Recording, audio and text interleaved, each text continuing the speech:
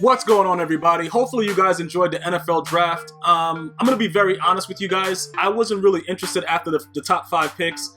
No disrespect to all you guys' teams. You guys know I really love me some football and all the teams, but we're going to go ahead and take a look at some of these packs first before we get into the draft and where the top 5 picks went. Because like I said, those were the only guys I was really concerned with, because as far as the Rams and the Eagles doing all the kind of stuff they had to do to trade up to get picks, we know they were going after quarterbacks. But I got so many tweets about people getting crazy ass pack openings and all kind of dumb shit, and then EA said, "Yo, look, take this right quick." You know what I'm saying? So let me get another one. Let me get another one for your MUT reward. Yeah, so it really benefits my MUT reward and shit, bro. Look, yeah. What is that? What is this? What the hell is all this crap? I don't even know who is that guy? Kenny Clark. Yeah, it don't really matter. I don't think I have any use for this guy. Do I have use for this guy? I don't know, maybe with this guy, but it don't really matter. But those are my 2 free packs that MUT gave me from MUT Rewards. If you don't know about MUT Rewards, you can check out EA Sports _MUT on Twitter or whatever, and figure out whatever. You got to sign up for it. It's very easy. You should have done it already. If you open packs, like I do a lot of my solos, and I get free packs like that, so it contributes to the level of the tier that you're at, and it works out. If you just want to buy it outright, that's another way to do it. I like to grind.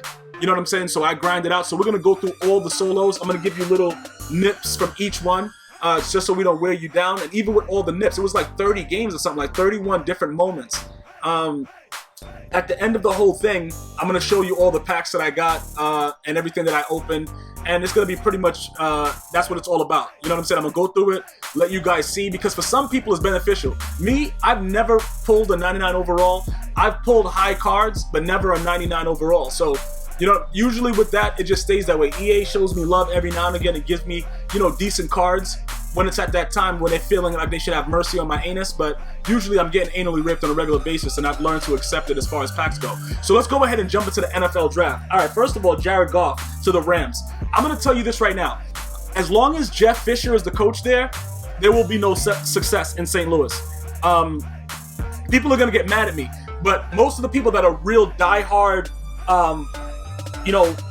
St. Louis Rams fans that listen to my podcast throughout the year, because I do podcasts weekly about what's going on with the teams and everything like that, a lot of them I've actually turned them around to understand that Jeff Fisher is the problem.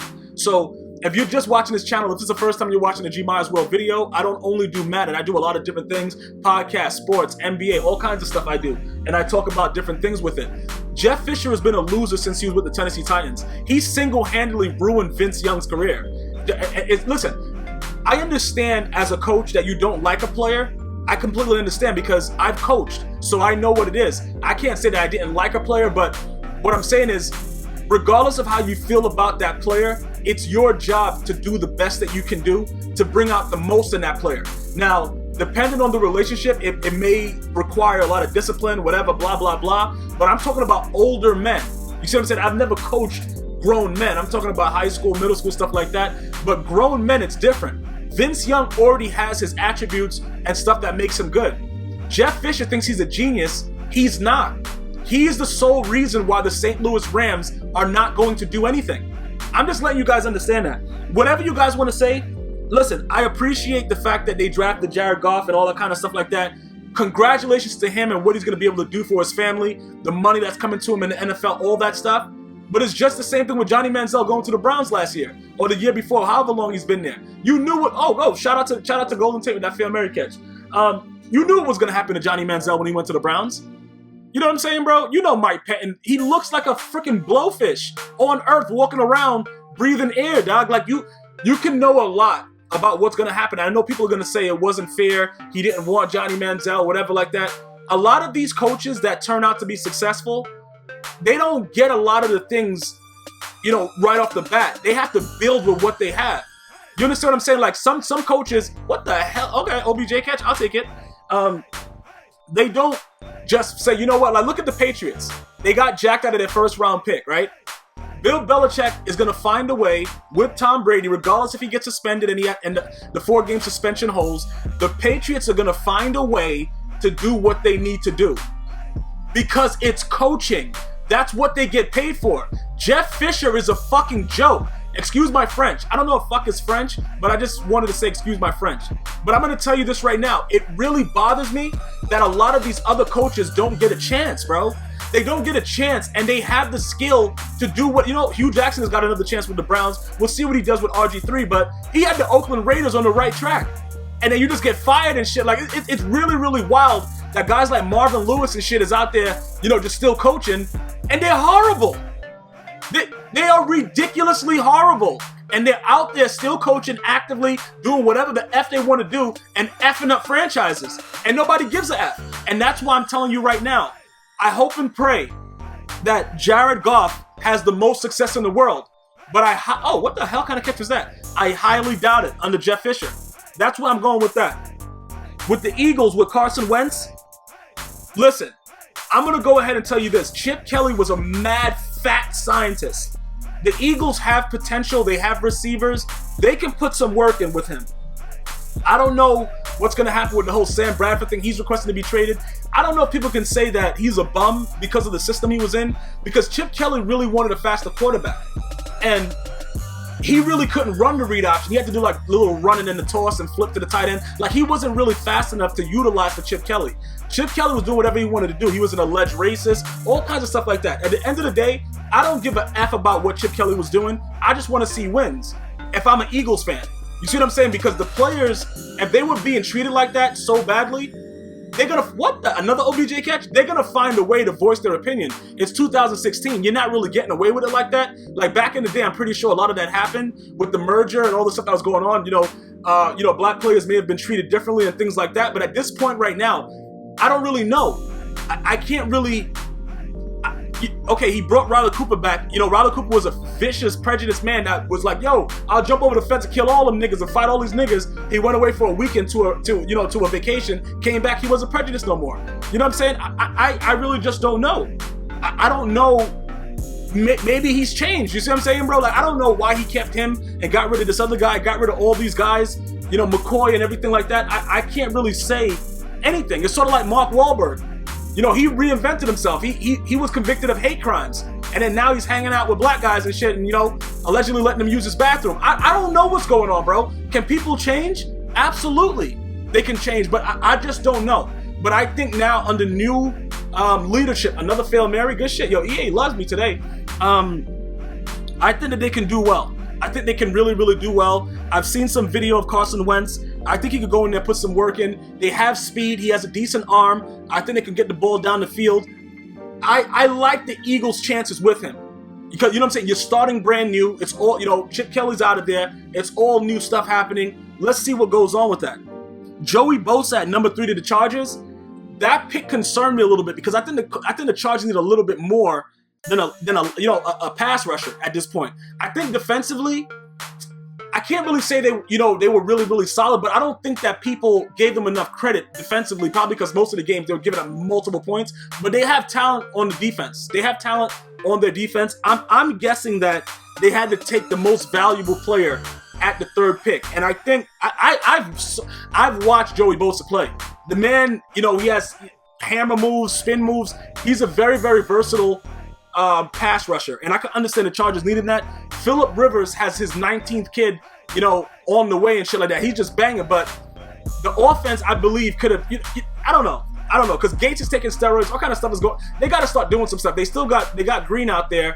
They got Keenan Allen. They got some stuff going on, but I just think offensively, I'd have went for something else. But I understand the pick. I understand the pick completely because I believe, in my opinion, guys, before you start going crazy, oh, yo, bro, you're a douchebag, and then I ban you, or one of my associates ban you, and it's like, yo, you write me on Twitter, why did I get banned? Listen, guys, I'm giving you my opinion. That's all it is. Joey Bosa, it's very, very hard to get elite pass rushers in the NFL because it's become a passing league, and a lot of the guys are not as fast and swifty as Joey Bosa. So I understand the pick for the Chargers, but I just thought they were going to go another way. That's all I'm saying. Maybe, with the other picks I'm going to get to right now, they could have, played around with it. But it is what it is. Joey Bosa, congratulations, going to the Chargers, number 3. That's pretty good, man. Listen, all these guys that are getting drafted, very, very huge, man. This is a celebration. It's just that people have to understand, when you're an athlete, it's a very, very difficult thing to go into a situation that it's not suited for you and people to expect success. And we've seen it. a lot of these players are going to just be probably at McDonald's in another year or two. You know what I'm saying? Like, yo, just mad tall, pointing at the, yo, what you want, a number one? With their finger right at the number one and shit, mad high up. That's going to be their talent. And it's part of what happens in the NFL because people come in, they go out, they come in, they go out. I just want everybody to understand that for every one of these players, I'm extremely ecstatic for them. I'm so happy that these guys are going to be able to do things that other people can't do, and most of these guys have a lot of horror stories coming from the gutter, you know, stuff like that. To be able to get drafted is huge. It's just that I don't like some of these teams that the players are going to, because I want these guys to succeed, every single one of them. You know what I'm saying? You got to play 3 years college football, whatever, bro. It's a lot different than the NBA playing one. I want these men to succeed. But when you get drafted to Jeff Fisher, I can't lie to you, bro. You know what I'm saying? Hey, Jared Goff, I can't lie to you. Jeff Fisher's your coach, bro. I'm not going to sit up here and lie to you. Listen, bro, you can remember this right now. I'm going to always tell you the way I feel. If I think it's a good situation, it's a good situation. You know what I'm saying? But this right here, Jeff Fisher, if they fire Jeff Fisher, it will be fine. Because he's just a loser, and he brings that loser-isms. He brings the loser-isms along with him. You know what I'm saying? Like, the Rams was flashy. They had some nice colors. I don't know if you guys remember that when they wore the gold last year. Bro, they got so many things going for them. I love St. Louis. You know what I'm saying? I got friends from St. Louis. Jeff Fisher is a joke. He's a joke. And it's as simple as that. I'm not going to go on with it, but it keeps bothering me that these athletes don't get a fair shot to go somewhere where it's a level of progression that they can get to. Now, he may have success. You understand what I'm saying? I'm not, because the D-line is still Montrose over there. They're going to play D. A lot of things are going to go on. But all I'm saying is this. For you to be into a situation where success is imminent, you need a good head coach. And I just think that Jeff Fisher's a loser. Point blank, period. Oh, he tried to fail marry me and it dipped into my arms. But I wish him nothing but the best, man.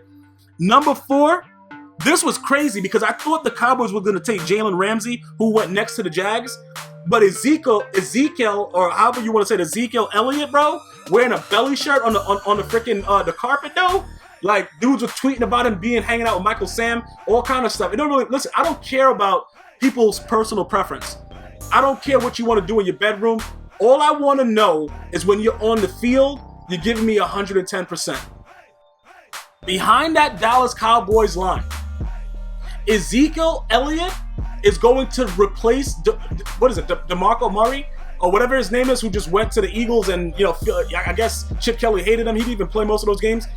People are going to forget about DeMarco Murray next year. Well, this coming NFL year. I can guarantee you that. Because Ezekiel Elliott, this dude, I've watched gameplay footage with the Dallas Cowboys line, bro. It's like having a fat guy in front of you and just running in front as you know, it's like a mob of people. And there's a big fat ass guy in front of you and you just like get yourself skinny a little bit and just stay behind him. That's what the Dallas Cowboys line is.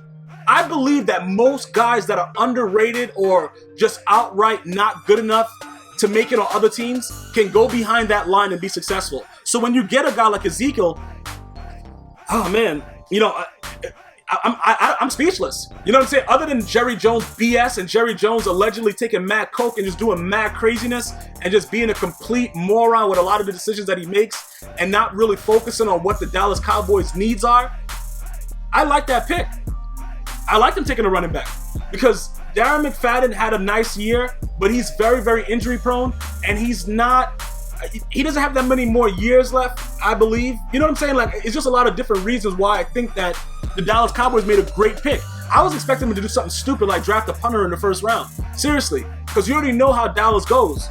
But taking a running back and just having somebody, because that guy is an every down back. He could go out there and just play. He's big, he's strong, he's a downhill runner. Listen, I'm going to tell you this right now. Don't be surprised if the Dallas Cowboys start making noise in that NFC East, like right up the jump.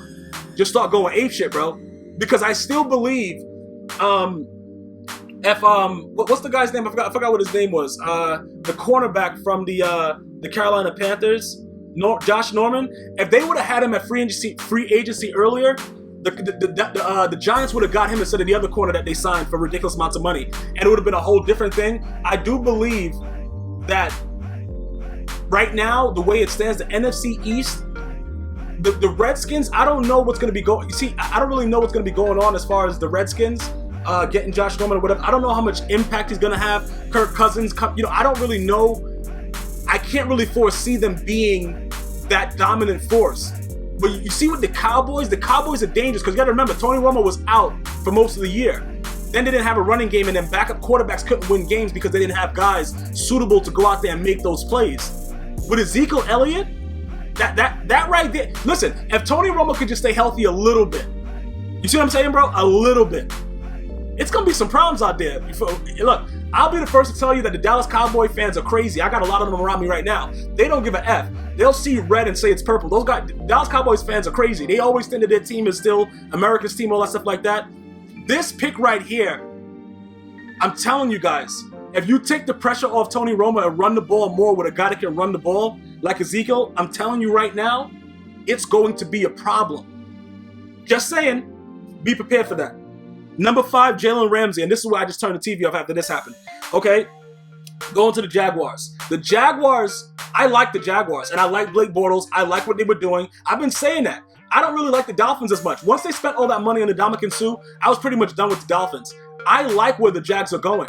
I didn't expect the way that this turned out. I thought it would be flipped for 4 and 5, but Jalen Ramsey is a decent corner. He has a lot of stuff to work on. I've been watching a lot of film with him over the last couple of days. His awareness and stuff like that, it's going to need some work, but I believe that with the right coaching staff and the way that the Jags have been progressing, I like that pick for the Jags. I do. Because the Jags Blake Bortles can throw the ball. Man has an arm, he has legs, he can do whatever he wants. You see what I'm saying? I'm just going to go through all the packs real quick, and we're going to close it out. This is everything that I got after completing all those solos. But we're just going to close out with Jalen Ramsey. I like it for the fact that it's an up-and-coming team with a very, very knowledgeable head coach that caters to his players and what they can do. And just for the fact that they're up-and-coming and he's coming into that situation, he's from Florida State, he's right there with the Jags. I like what he's going to become. I think he's going to be a very, very good quarterback in this league. Hopefully you enjoyed this whole long rant. Until next time, one love.